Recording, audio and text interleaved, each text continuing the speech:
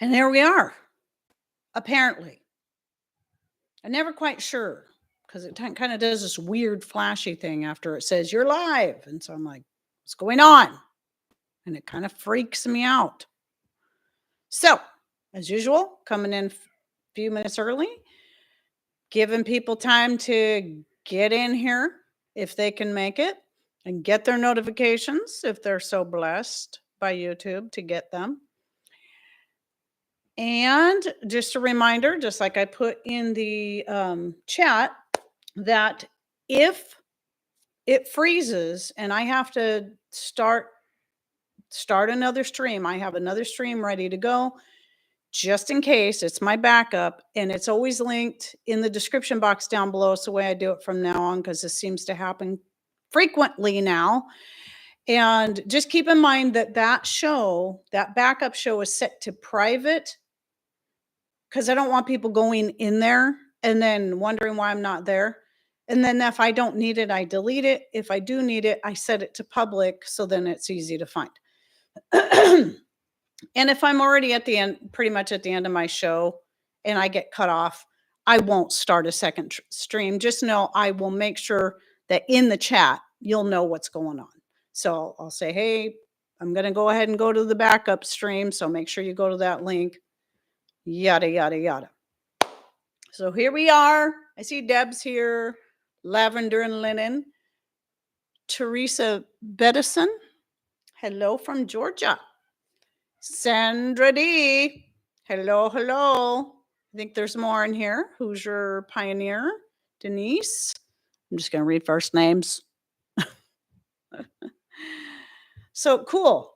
I like this because at least a few minutes, going on too early, I think causes more issues than not, but going on a few minutes early at least gives people time to come in because it can take a while for those notifications to go through. So hello, Linda, Cheryl, and Karen coming in as well. So about 3 more minutes, I'll get started on the topic of ways to save money. So just some of it's stuff you guys already know, but sometimes we just need reminders. I need reminders. I do sometimes need reminders. And I figure I just picked 5 points to try to keep it from being too long because, as I said, I find that maybe if I just keep my live show shorter anyway, it'll just make it less likely to get booted. And then my vocal cords thank me for that too. I still get people that come in and they don't, they see me using my elderberry tincture spray or having to clear my throat and they think I've got a cold or my throat hurts because of something like that. And nope, that's not it. It's a lifetime of overuse of my vocal cords that has caused nodules that will always be there unless I decide to have them surgically removed, which I will not. So I have a funny story though. I did in my, I think, early 40s that there was something going on with my throat. I didn't know what was going on. And it's like, why is it always hurt, especially when I'm trying to sing? Because I've been on worship teams since I was 15. I've been in choirs and singing groups and done solos and wrote my own songs since then too. And I finally decided to make an appointment with the ears, nose, throat doctor, whose last name just happened to be Craven. So just something to think about. So I'm in the office and I'm like, this doctor's last name is Craven. As I'm sitting in the waiting room with Patrick, somebody comes out with this massive bandage on their throat. And I'm like, kind of freaking out. I'm picturing a doctor back there with blades on all of his fingers, like Freddy Krueger. So those of you who got the Craven reference, Wes Craven, Nightmare on Elm Street. No, that's just silly. But I was joking about it. He was actually a really nice doctor, but yeah, he just had to take one look in there. It's like, oh, you got nodules on your vocal cords. That's what it is. You can elect to have surgery or you can just learn to work around it. I decided to learned to work around it. That pretty much meant, though, having to give up most of the singing. And this is why some people say, sing for us. And I'm like, nope. I have a voice that sounds more like Rod Stewart these days because of those. So a lifetime of singing and teaching. We'll do that. So this is why there's sometimes a lot of cuts in my videos is because I'm having to clear my throat or something like that. And it's not so bad in the videos I shoot because they're not as long. Usually I'm only shooting a video for up to 30 minutes and then it gets edited out and narrowed down to maybe 20 or whatever. So it's usually not too bad, but the lives are harder because I'm constantly talking and I'm not taking any breaks. So that's why I decided it'd be better for me to do shorter ones. So anyway, it's time to start our topic. So here we go. Take one, rain country, 5 tips on saving money. And then if I have to start a backup stream, I can use this again for take 2. Fun stuff. Okay. So my very first tip, and this is one that was a hard one for me, and I still do this from time to time, is the nickel and diamond yourself to death. So the common thing that we do if we're really not paying attention, let's say we're in the store and we see something and it's like, oh, this is, maybe it's an article of clothing on the clearance rack. Well, if you don't need any more clothes, you shouldn't even be shopping the clearance rack. But you go to the clearance rack and you're like, oh, this cute little hoodie is only $5. I can afford that. So you buy this cute little hoodie. You might wear it once and then never again. Or even if it's food items, you go into the food aisles and you're buying what's on your list, but then you see something on sale, something you wouldn't normally purchase, or you see a coupon for something that you wouldn't normally purchase. What do I keep saying about coupons? Do I cover that in here?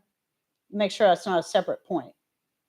Coupons are almost always for prepackaged goods that if you're trying to be more from scratch, natural, that you wouldn't normally buy. I mean, just think about it. Coupons are always for prepackaged things. Now, they can be okay for things like dish soap, toothpaste, and stuff if you're not into making all that stuff yourself. I don't make dish soap. I do make the multi-purpose powder, and it can work as a dish soap for washing by hand. And it works good in the dishwasher, but I still buy dish, like a liquid dish soap. I still prefer it, but I know I can wash with just vinegar or any of this other stuff. I just still like the luxury of the suds. So coupons are typically more useful for a fire starter. Correct. But at any rate, sometimes we see something that's like, oh, I really want to try that, or I really want this, or, and it's only 50 cents. It's only $1. It's only $5. It's only $10, depending on what it is. Or, garage sales is another place that I've been guilty of nickel and diming, because it's like you see something, it's like, oh, that's cute. And I will say I have a couple of little just cute decorative, like these little, I should have brought them in here. They're these little jar like things, or like some kind of pottery with little lids, but they have chickens painted onto them. And they're so cute. Absolutely useless because I can't put any, they're too small to do anything with. They're just cute. So I have them sitting on the windowsill of my kitchen. Did I need them? No, but they're cute. I don't remember what I paid for them, but and I'm not saying that's all bad. Sometimes it's okay sometimes to treat yourself, because it, especially if you've been very, very frugal, right? But there is a point that if you think about this, if you sit down and you tally up all the nickel and diamond you've done, for your lifetime, for the past year, or maybe even for the past week, it's like, well, this was only 5 cents and that was only this. Just start tallying stuff up and then look at how necessary those particular items have been for you. It's the nickel and diamond thing that I was really, terrible about. Patrick was always the one that he would spend the bigger amount of money on bigger things, but usually they were tools like, table saws or, heavy equipment, things like that, where, I would find myself feeling a little more justified to spend $5 on a hoodie that I may only wear once or twice. I don't I don't do that anymore. I hardly ever buy clothing um unless it's like, this flannel shirt here. I only bought it for the sake of shooting videos. It's a business write-off. Okay. And I never wear it anywhere else because just like some of my other things, I have a teal one like this too. I realized even though I was looking for 100% cotton yellow flannel shirt, not 100% cotton. So I won't wear it other than just shooting videos because I can't stand to wear this stuff for long. But I'm still glad I have them for the sake of adding color to my videos. I'm very picky. I like all my thumbnails to be different. I mean, I will spend way too much time mapping out my videos and shifting things around so I don't have two orange videos publishing at the same time or two yellows or two reds. Silly, or back to back. I know it's silly, but I have this thing. It's like I want people to come to my page and see all the colors. I've always been that way. I mean, long before I had YouTube, I've always been, it's like when I design costumes. Obviously, in some cases, costumes for my dance students, they would need to be all the same color. But if I had the option of having them all in different colors, I would do that. And then they would be positioned in such a way that I wouldn't have two girls in the same color costume right next to each other. Very, very picky about that. A little too picky. A little too picky. So anyway, yeah, just kind of look at the things that you spend money on that are really not necessary, even if they're only a few cents or a few dollars. Do you really, really need that item? Even if it's a clearance item. If it is necessary, let's say you're going to the store, it's like, wow, I really need some more t-shirts because all my t-shirts have stains and holes in them. And you go to the clearance rack and you can find what you're looking for, even if it's in ugly colors, but you're just wanting them for work shirts, sure. Or secondhand, finding t-shirts like that secondhand are 5 cents, 50 cents tops, best way to go. Some of my favorite articles of clothing I've actually bought secondhand, or they're the ones I've made myself, like all my skirts. All of my skirts and the pantaloons I wear underneath them, I've made myself and I love them. So, and I've gotten better over the years finding what fabrics I like best and the best way to make something to make it the most comfortable and easy to wear and use. So, yeah, American clothing, I mentioned this on my last this and that video. I think it was this last Monday, is really a great place to find 100% cotton t-shirts for a good price that are all American made. I am still amazed at how low the cost is on their cotton shirts, American made. I've seen Chinese made shirts for more expensive than what they charge. So if it's all the basic colors I need, like this is an all American t-shirt right here. This is a pocketless one, but they also make ones with a pocket, and I get those for Patrick. So for their 100% cotton shirts, so they only have just very basic colors, plus the bright orange, like the safety orange, which is understandable because they're looking a lot at at work related stuff. And back before I switched to skirts, they used to carry a really nice, simple pair of ladies' jeans for not too expensive. Back then, they were only $40 and 100% American grown cotton and American made. And they were just a very simple, they weren't a super high waist or the really low waist that was the thing for a while. They were they hit you at your waist. And I could get them in petite, so I didn't even have to hem them, which was nice because I'm very short. So they unfortunately, they don't have those anymore. They were a great jean. And, but now a lot of the jeans they have, mostly it's just men's jeans and they're really expensive, which is understandable. But, anyway, but mostly, yeah, the t-shirts are what we get there. So anyway, there's that one. Another thing is, and I did a video on this, I think last year, showing how I basically budget my monthly bills. So keeping a ledger, it might be best to even just start if you haven't got into keeping a ledger or a list of your monthly bills, maybe start writing down all the things that you normally buy and then look over that list. And that includes your regular bills, whether it be your insurance bills, house payments, car payments, whatever they are.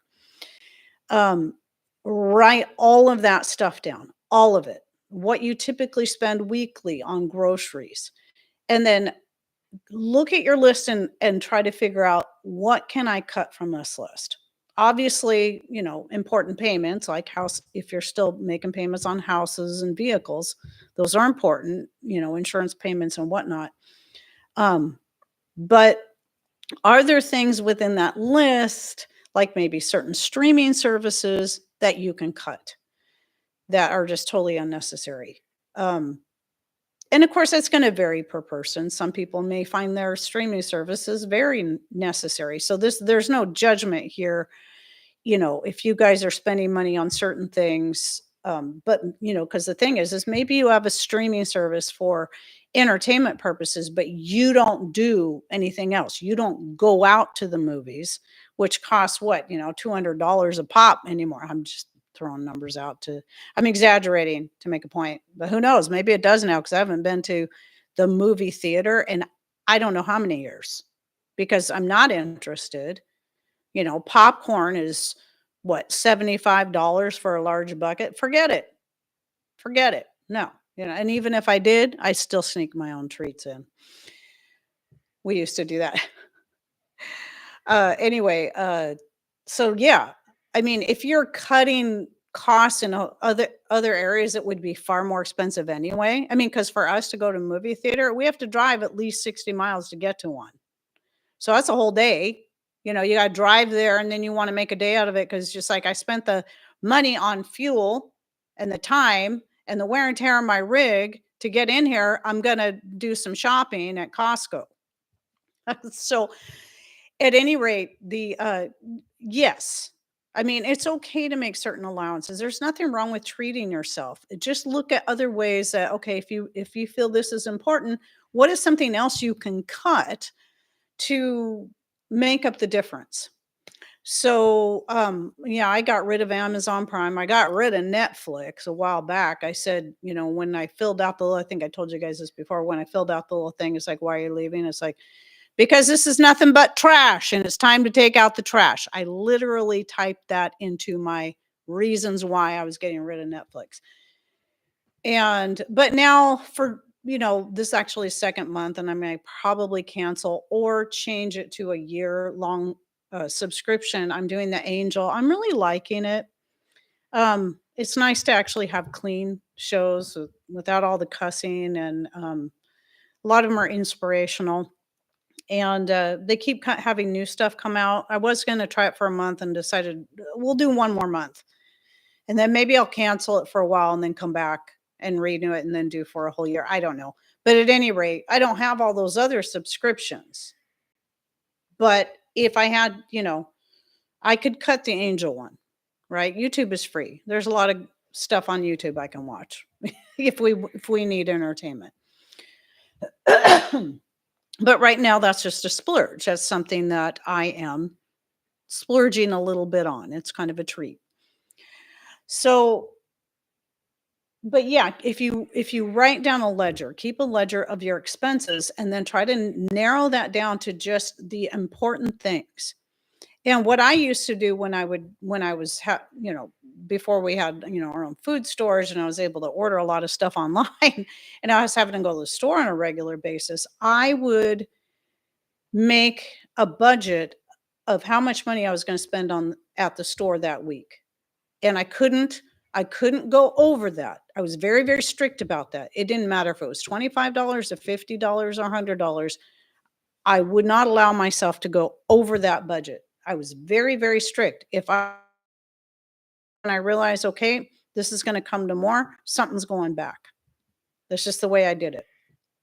And there was a time where money was super, super tight. And I had to really narrow that budget, that weekly budget, down to the absolute necessities, like $25 a week.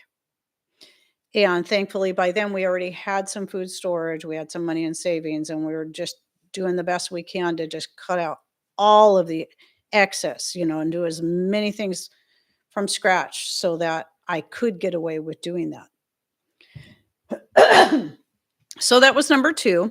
Let me do a little throat spray here. It really helps to kind of numb the throat. By the way, did you guys watch the video, the separate one I made? It was also a yellow background from a previous live. And in there, we were taught the throat spray came up, and then Trina was teasing about making, trying to get me to have to spray my throat a lot until I was all tipsy. I put that little clip of Lucille Ball and the Vitamita Vegemin. I went and looked for that just so I could put that in there. That was fun. Anyway, so point number 3. Oh, I basically already covered point number 3. So 2 and 3 just kind of went together. So you make the ledger. That was number 2 of all your expenses. Number 3 was cut all the unnecessary garbage you don't need. So that was 3. Number 4 was one of the obvious things most of you are already kind of on your way to doing or already doing, is learn how to make, grow, do more things that can cut your outgoing costs. So that would be obviously, cooking and baking from scratch, growing things in your garden, even if it's just starting off with a few culinary herbs, and, learning how to make the other things, like, making your own laundry detergent is super cheap and super easy. My newest one. Back when I was using my homemade soap and then having to grate it or process it up, I hated that. But making it without the soap and just the 3 simple ingredients of just cheap salt, baking soda, and washing soda. So sodium carbonate and sodium bicarbonate. And salt. The cheapest salt you can find. Just 3 ingredients. So you can find that video on my main channel. Super easy and super cheap, and it works great. Now, there are a few people I've had only a couple people tell me it didn't really work great for them, but everybody else that has tried it has been very happy with it and said it worked great. They love it. They love how cheap and easy it is to blend up, to make up. So that's the kind of thing, but you don't have to do it all at once. And that's where some people get kind of hung up. It's like, oh, I have to learn how to do all this stuff right now and do it now. No, start with one thing at a time. Incorporate one thing at a time. Just like it's like the garden. I've talked about this before. Some of the mistakes, I kind of made this mistake in my first year where I decided, we'd been doing some gardening, growing tomatoes and a few things here and there for quite a number of years. But when I decided to get serious and turn basically the whole backyard into a garden, get rid of the swimming pool, get rid of the trampoline, I really tried to do too much at once. And it was a bit overwhelming. But the thing is I didn't freak myself out too much about it. I just like, you know what? I'm just going to have to not worry about this, that, and the other thing, and focus on the things that are doing good for me right now. Not worry about trying to learn how to save seeds. Just learn, what I can now based on these things that are doing really well, like the snow peas and the potatoes and, the tomatoes that I've been growing for years. And then just start adding stuff as you get more familiar and comfortable. That's the thing is no matter what it is, learning how to sew, crochet, knit, cook, bake, et cetera, et cetera, et cetera. Things get easier. And as they get easier, you get faster at them. Then you're able to free up more time to do more things and to learn more things. So, you don't want to overwhelm yourself with trying to do too much at once. And that's why I try to stress that so much, because it can make you just go, forget it. I don't want to do any of this, because you get so stressed out trying to keep up on everything.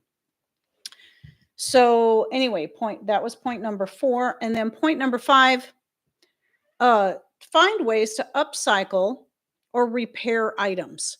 So whether that be clothes, appliances, wood things like pallets are a popular thing. A lot of times you can get pallets for free and you can take the wood off those pallets. And I know there's a few things around here Patrick has made with pallets that came with our solar panels from years ago when we first were investing in our solar panels, and we kept getting all these pallets because that's how they would come.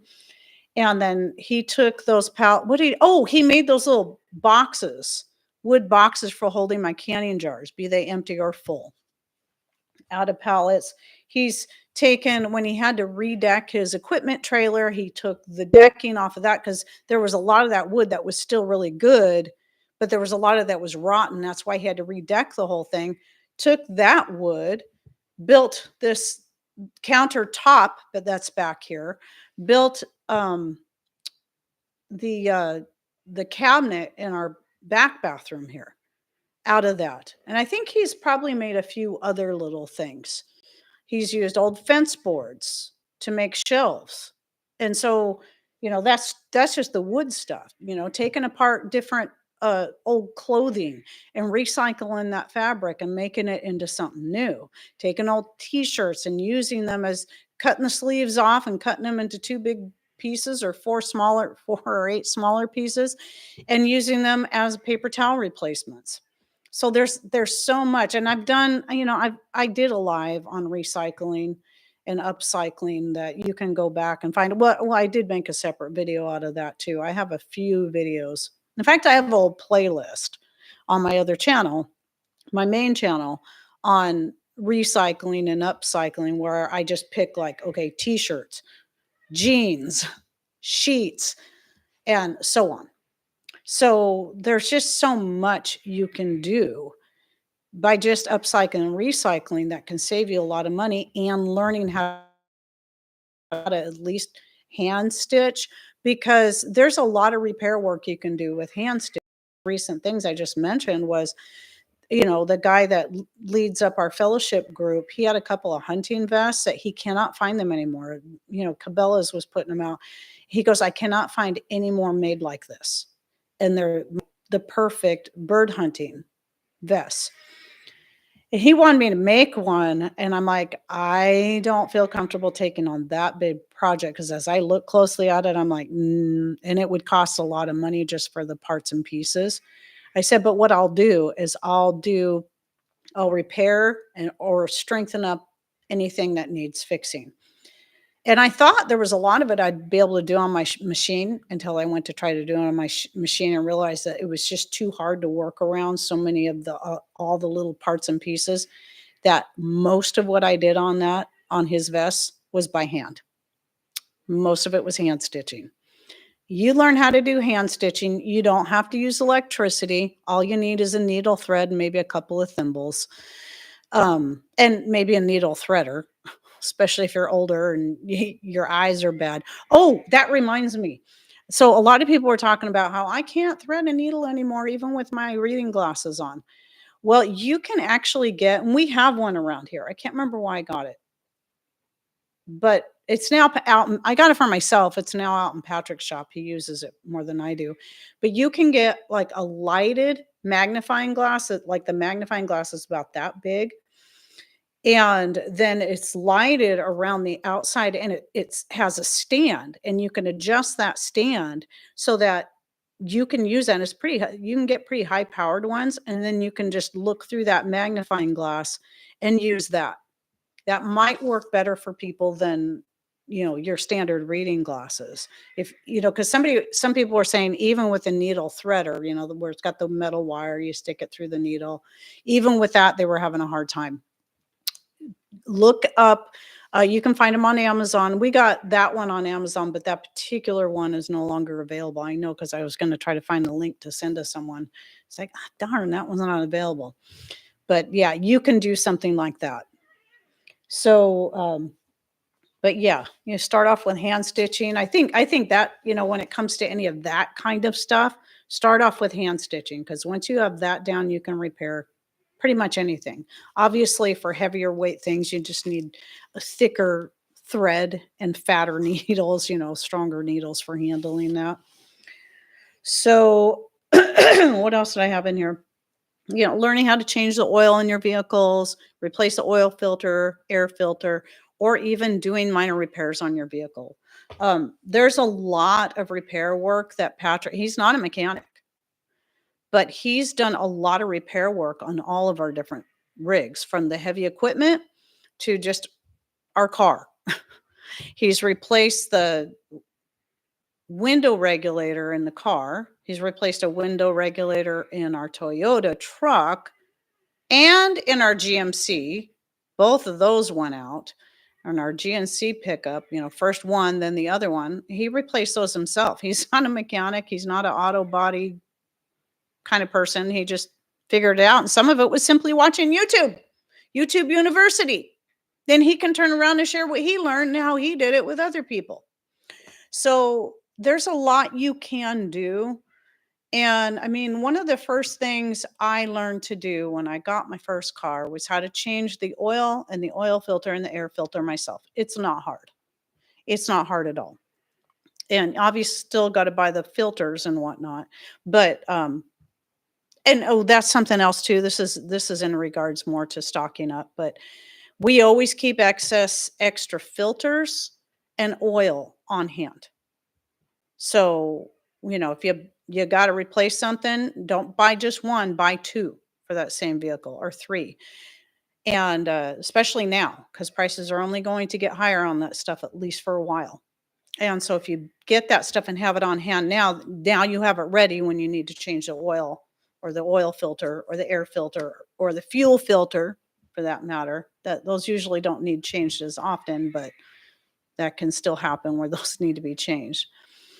So I don't know if I have any questions. I'm not seeing questions. Well, I'm looking, I'm not seeing anything in all caps. I mean, I've seen a couple things in all caps, like Linda talking about Patrick being a self-trained mechanic. Basically, yes. Mike's a YouTube user as well. Yep. I mean, YouTube's great. And that's the thing. It's like, that's what makes YouTube so great, is that you can learn from other people. You can watch several different videos on how to do something, because everybody's going to have their own way. And then you can glean from that. And then you can turn around and share it with other people. That's basically how I learned a lot of stuff. Well, when it comes to recipes, I always look up written stuff rather than watch videos on it. I prefer to look up written stuff. But then I still create my own recipes based off of the ones I found. So, yeah, there's a lot out there that you can learn from. And I do recommend, don't just watch my videos on how to do something, or just Patrick's videos on how to do something. Watch several, because you might like the way somebody else does something better, or you may just take out, just like with the recipes. Oh, I like this idea over here for that same recipe. So when I have still never had tiramisu that was purchased, not at a restaurant, not from a store. I just really wanted to try tiramisu, but it was never something that was available in our remote little town anywhere. So I thought, well, I guess if I really want to try it, it did the same thing with kimchi. I guess I'm just going to have to figure out how to make it myself. And that's what I did. But because I'd never even tried it,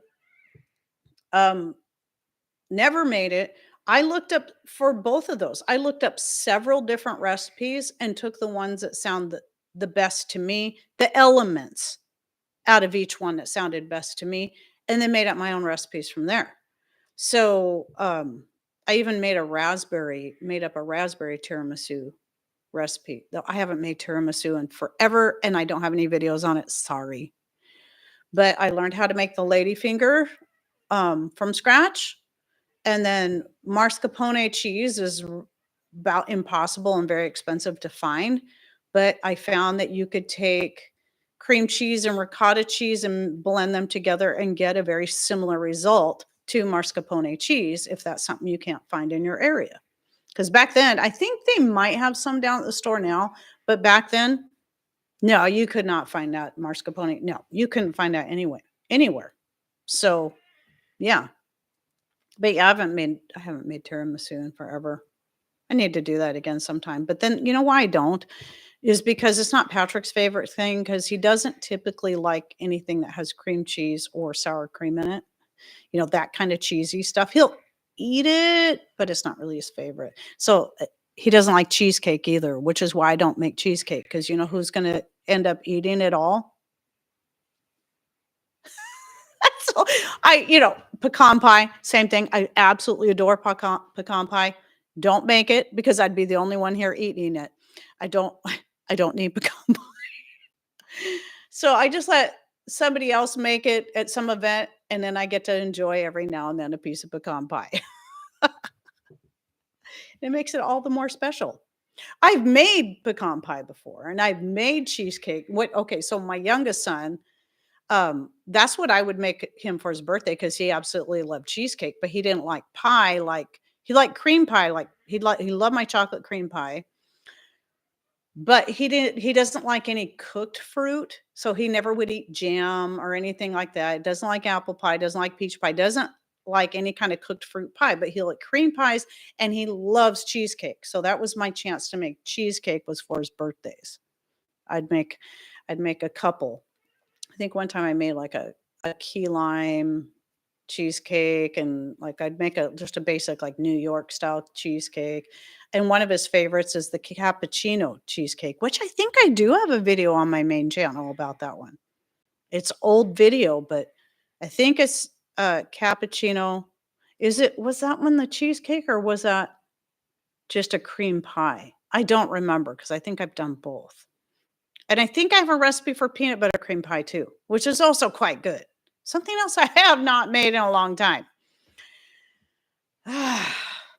So I still make pies from time to time. I just don't do it a lot because it's just the two of us. There's not as many people to eat it. And I certainly don't make things that only I will eat.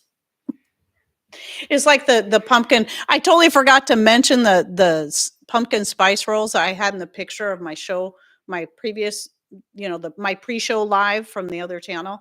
I put the picture and totally forgot to mention it, but I talk about it in tomorrow's video, my this and that, and I have that blog post on my Substack. So if you go look at my Substack, which is always linked in the description box now of all my newer videos, you can find some more information on that. But anyway, so I made pumpkin spice rolls and I called them that because they're not just pumpkin cinnamon rolls because I added nutmeg and cloves to it as well. And then, but anyway, in that picture that was on that thumbnail, you'll see one little cinnamon roll off to the side or one pumpkin spice roll off to the side with crushed walnuts on top. The walnuts are excellent on it, but Patrick doesn't like walnuts just like he doesn't like pecans for the same reason. They're similar. So I just crushed them up in the little mortar and pestle that he made for me out of some spalted maple, which is absolutely beautiful. And then sprinkled them on top of mine. So yeah, the walnuts on top or pecans on the pumpkin spice, especially. So good. But he'll eat almonds, so that's why I typically will use sliced almonds. But I didn't want to do almonds again. I wanted walnuts. They just seem like they go better with the pumpkin spice. Sandra, there you go again, making me hungry. Well, and you know what? Sunday is one of my fast days. It's really been helping me. I know I keep saying this, but it's really been helping me. And here I am talking about food. This last week was the only week I didn't fast on Wednesday in a while because that was the day we went to town. That's why I wasn't live on Wednesday. I had to renew my driver's license. I went ahead. I was so glad Washington State allows us to get it for a whole 8 years. So that's nice.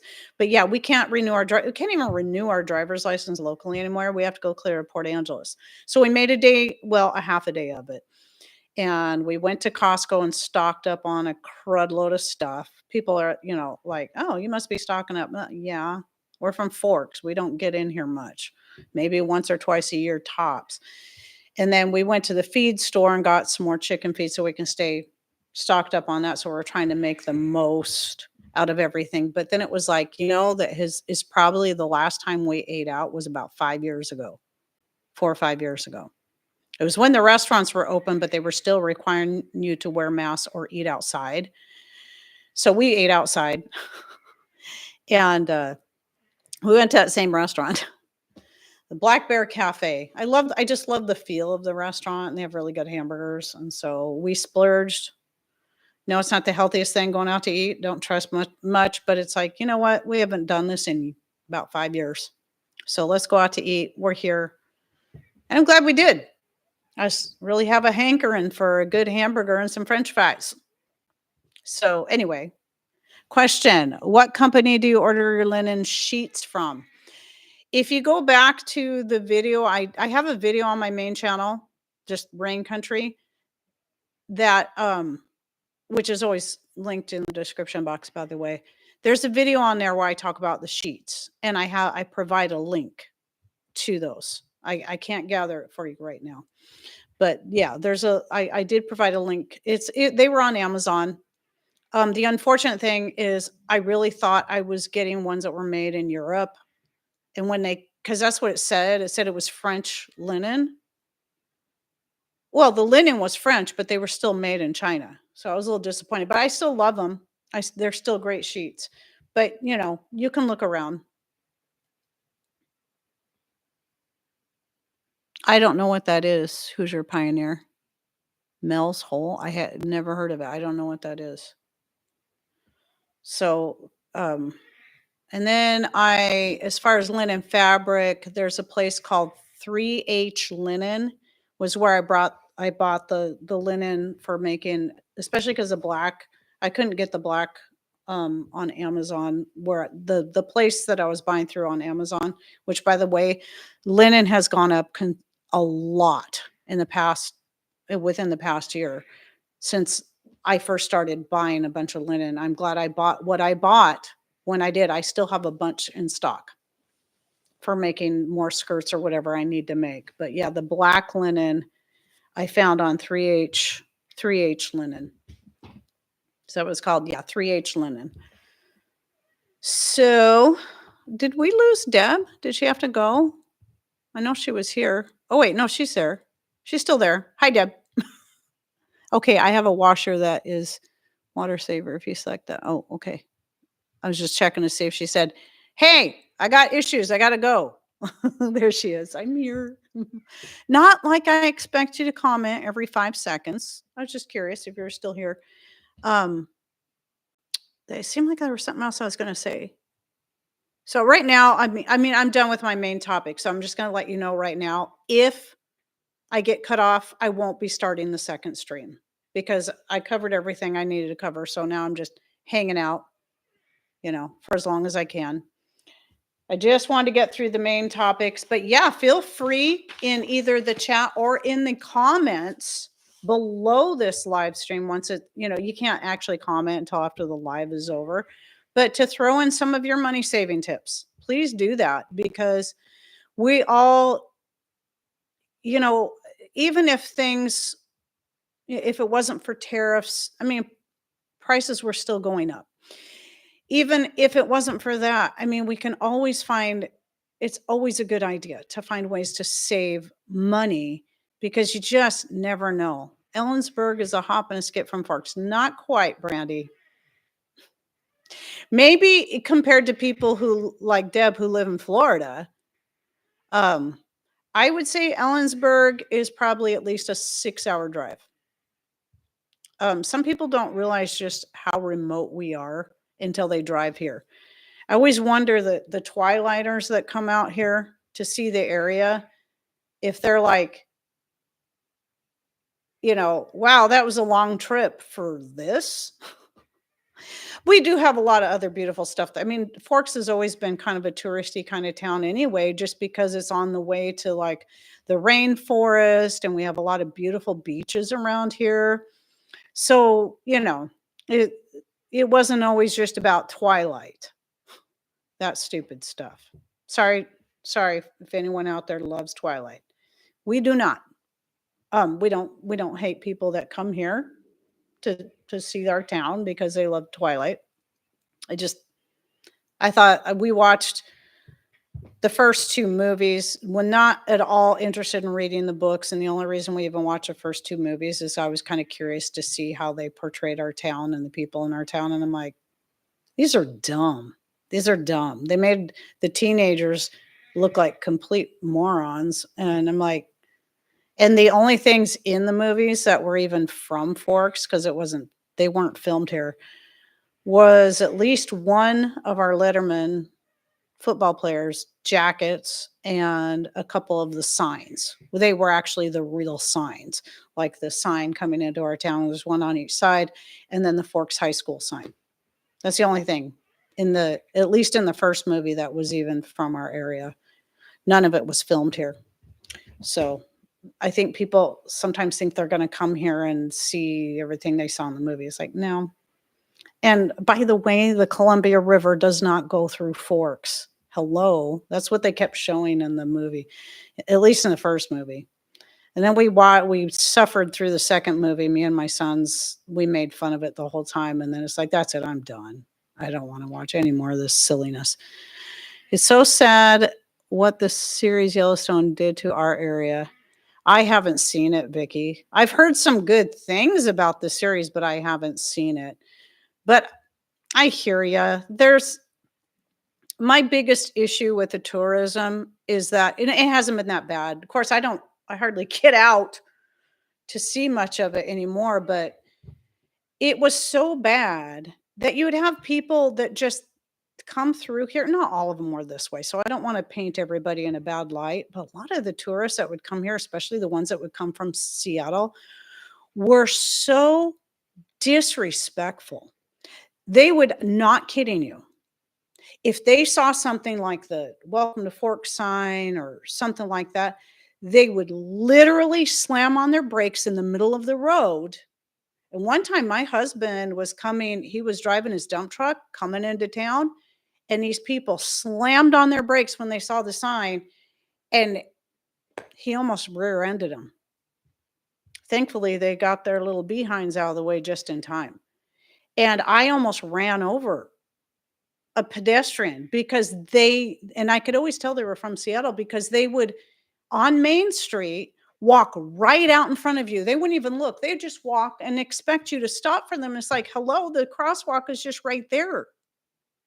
And, and then I also witnessed a person almost get hit by a car in another place because they just walk out in front of people. That's the thing that irritates me is the absolute lack of respect and the people, those kind of people that come into our town and you know, expect you to just wait for them. One time I was running my son up to his best friend's house, and I have to drive by the house that they had designated as the Cullen house. So that was one of the stops that people would make. And it's on a little small road, a little narrow road. So I'm going up there and I'm following these tourists up there. And then they realize, oh, this is the Cullen house. Stopped right in front of me in the middle of the road, got out of their car, all 3 of them got out of their car, saw me sitting there waiting on them. They're stopping traffic and they're taking pictures. They had lots of space. They could have actually pulled in to the parking lot of that area, which is called Miller Tree Inn. It's actually a bed and breakfast. No, they wanted to stop right in the middle of the road, right in front of me on this little narrow road. I couldn't go around them. And they didn't care. That was what was frustrating. That was what was really, really frustrating. So I don't have anything against Twilighters, people who like the movie and they bring commerce into our town, but I absolutely cannot stand the lack of respect. That just is mind-blowing. And wouldn't you want to look before you stepped out in traffic on and it's busy because in the summertime it gets crazy. That's when most of the people are coming around here. Wouldn't you wanna look? Wouldn't you wanna at least go to a doggone crosswalk? I mean, I personally don't wanna get run over. Anyway, and we've been tourists in other places ourselves, but shoot, show some respect for crying out loud. What I thought was funny was being treated like a tourist in Leavenworth because to me that I grew up in that area, but our kids hadn't had a chance to really see it. And so we went through there and made sure to stop in Leavenworth and spend, several hours there so our kids could get the fun, see all the great things that I basically grew up with. Even though I grew up in Wenatchee, Leavenworth is just what I don't how long is it? Is it a half an hour drive to get to Leavenworth from Wenatchee? I don't remember. But a lot of times it was common to just, "Hey, let's take a day and go hang out in Leavenworth." And you just did that. And or maybe you wanted to go up that way to go float down the river. But I think that getting treated like a tourist in a place I practically grew up in was a little annoying. People laughing at you because your son wants to take a picture. Or my youngest son was wanting to take a picture of everything. He wanted to take a picture of me standing next to this stupid statue, so I did it for him. And these guys were laughing at me. Whatever. It's like, hey, I'm doing this for my sons, jerks. Anyway, I didn't say anything. I thought about it, but I'm like, whatever. They're not even worth speaking to. So I didn't. So sometimes I don't know. Sometimes I see stuff and I don't know if it's directed at me or not. If it's in all caps, I know it is, but I feel like I'm eavesdropping on conversations when I come in here and read stuff and I'm like, I don't know what you're talking about. Yeah, right, Tammy Harder. Yeah, I'm willing to die or get others killed. Yeah, it's just it's there's no common sense and there's complete lack of respect. And I can't stand it. It just makes me so mad. So, anyway, well, Pueblos, I should probably get off here. My vocal cords are actually doing pretty good, but still, I should probably get off here before I get cut off. And I want to go finish editing the video I shot earlier and then get some other chores done. Because, yesterday was Sabbath, so we didn't do anything, which is always nice. Love it. But then that means there's some catching up to do. Like, gotta go get water and whatnot. Oh, one more thing before I go. So we actually, even though it's been pouring down rain the last couple days, we actually had several days of some nice enough weather. I was able to get out there and mostly finish pruning my grapevines, and it just looks so much nicer out there getting those pruned back. But I had almost 2 years worth of pruning to do since last year. I gave my gardens a rest. But so glad to have at least there's still some work I got to do where it goes out and kind of out into the yard. I still got more to get in there and thin out, but pretty much everything around the deck is done. And it feels so good to have that done. And I'm going to be starting my tomatoes today. That was the other thing I'd do today. So I got 4 little pots ready to go. I'm going to put my tomato seeds in there. I'm doing 4 varieties this year. Anyway, quick question by Lucy L. So I'll wait a little bit longer. Quick question. I have time. It's all good. So I'm just waiting for Lucy's question. Yeah. Oh, chilly and rainy there today too. Huh. That's a surprise. Yeah, it is. It's been cold. In my last live, that text message I got from my daughter-in-law, she was like, we're here freezing because my heater went out. And so she had this little space heater. And anyway, she sends a picture of Jace. He's all cuddled up in a big, thick blanket reading his books. Spring water or distilled water, better to make vinegar? I would say it would depend on where you're getting the distilled water, but either is fine. I just use filtered rainwater to make my vinegar. The only reason I say that about distilled water, if you're talking about buying distilled water that's in plastic bottles and and spring water, I guess you can buy that in plastic bottles. I don't trust any of that stuff, but either one is fine. What you're mostly wanting to look at is water that does not have chlorine in it, because chlorine can affect your ferment. Um, and a lot of your tap water, pretty much all your city tap water is going to have chlorine in it. And your well water can sometimes be really high in minerals, which can also affect a good ferment. So you might need to filter that as well. And then preferably no fluoride. Fluoride won't affect your ferment, but it's just really bad for your health. It's really bad for you. That was the number one change we made in order to get off the thyroid medication, was to stop drinking the city water, because back then they were still fluoridating despite all the letters I wrote. But thankfully, this is one of the things I have to thank that virus for, is that because our city wasn't able to get fluoride to put into the water during that time, they had to stop fluoridating the water. So when it came time to where they could get it again, they actually did a vote. And that was one of the things I actually even was asked to write something for. And the city, and so they stopped fluoridating. And so that's good. We don't have any fluoride in our water anymore, and let's hope that sticks. I know more and more cities are realizing the importance of removing the fluoride from the water.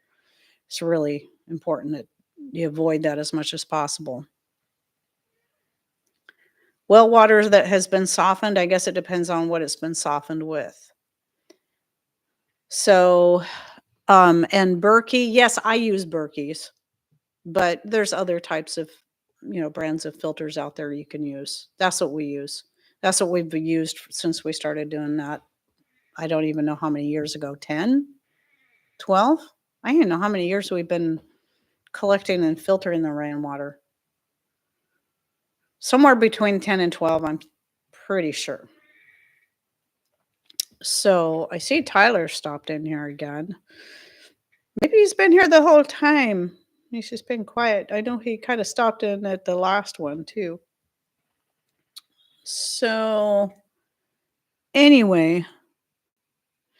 Oh, and you can also get fluoride filters. They're expensive though. They're going to be a lot more expensive.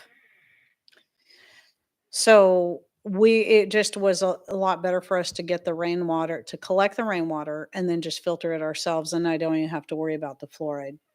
But I don't have to worry about the fluoride anymore anyway, thanks to the virus making it so that our city couldn't get it.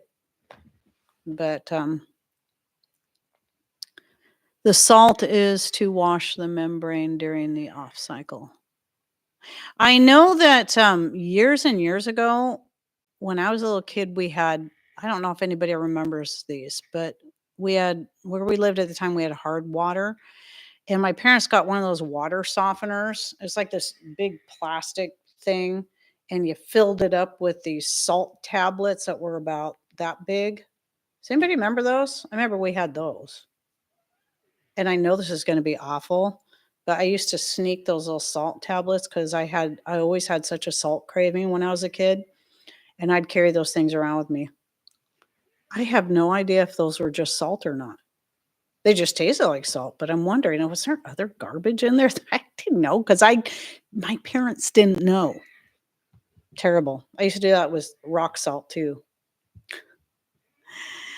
Anyway, we had one, we took it out. Yeah, that was a long, long time ago. That was back in the 70s. So, yeah, I don't even know if they still make those things or not. I'm just throwing that out there out of curiosity. But and I don't know if it really helped any. My mom used to rub her apples on the cow salt licks as a kid. Ooh, cow saliva and salt. How fun. Yeah, I probably had more salt cravings than I did sugar cravings as a kid.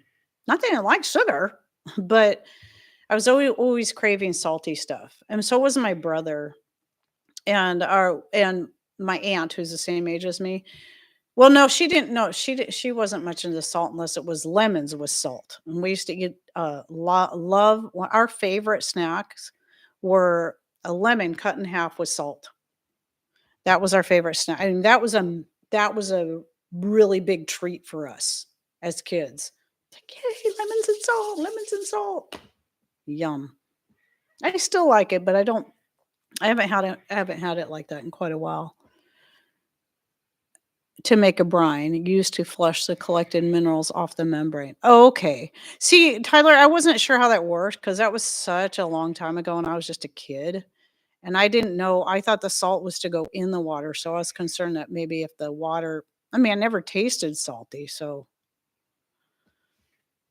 anyway, I really should get going, people. Go plant, start some more tomatoes. But anyway, tomorrow's video, I talk some more about gardening and my this and that tomorrow morning and some of the other things that I've done. And it's so exciting to finally getting there. We're getting there. And the end of the month or very, very early April, I'll be planting my potatoes and my snow peas. Yay! I'm so excited. So getting started. Anyway, so yes, I'm going to get going. And I thank you all for coming in here and just always being so supportive and so fun and putting up with my silliness and my whatever else, my rants that I go on every now and then. And I hope you all have a great and blessed rest of your day. Thanks for coming in. Take care. Love y'all. God bless.